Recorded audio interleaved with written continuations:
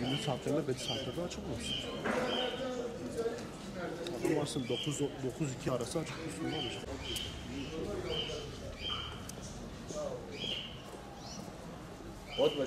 Eyvallah sağ olsun. قلت ما بصير ابدي انا ابو ابني ابو هذا عقاب والله حقسم حقيقي والله حقيقي قلت ما ودي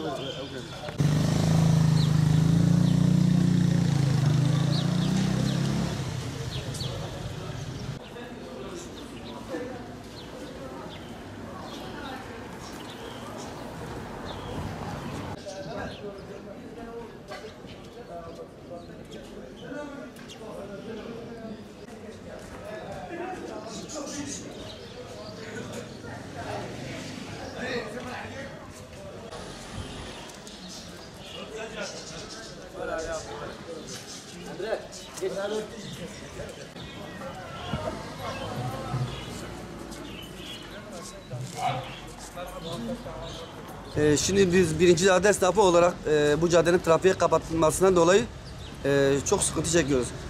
Zaman zaman yüklü eşyalarımız oluyor. Malzememizi dükkanımıza getirirken belli saatler dışında getiremiyoruz.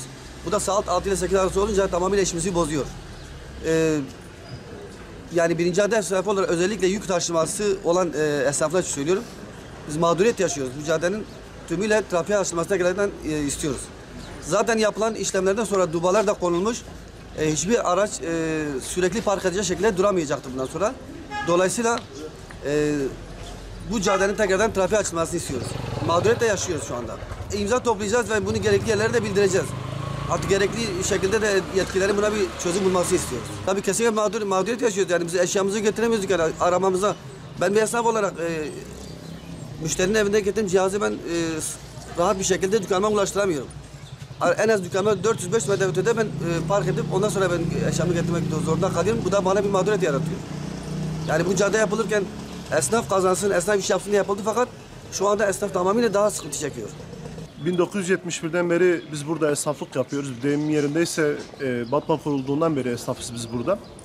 Yalnız bu son yapılan projede biz projeyi destekliyoruz. Projemiz güzel. Fakat bu yolun kapatılması tamamıyla esnafa vurulmuş bir darbedir. Biz çok mağduruz bu konuda. Satışlarımız neredeyse yarı yarıya düşmüş durumda. Ben tonajlık mal alıp indiriyorum. Özellikle bu caddenin akşam saatlerinde açık tutulması hiçbir işimize yaramıyor. Ya gündüz tamamen açık bulunsun ya da gündüz belli saatlerde açık tutulsun. Zaten bariyerler göreceksiniz. Bariyerler zaten bırakılmış. Park yapılmayacak zaten. Amaç park yapılmadan caddenin açık hale getirilmesi talebini bulunacağız. Biz imzaları toplayacağız. Gerekli makamlar ve belediye başkanlığımıza ileteceğiz. Bu konuda esnafın mağduriyeti giderilsin. Zaten yeterince sırtımızda yük var. Bu da bir yük olmasın. Mağduriyetimiz giderilsin.